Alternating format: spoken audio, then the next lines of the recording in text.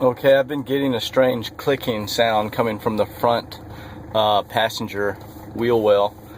See if you can hear it when I'm backing up here.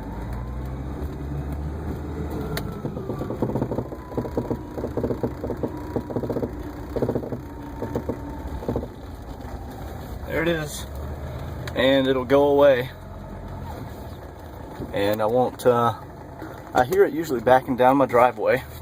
And it's gone now. But anyway, I'd like to figure out what that is and if it needs to be fixed or if I can just leave it alone.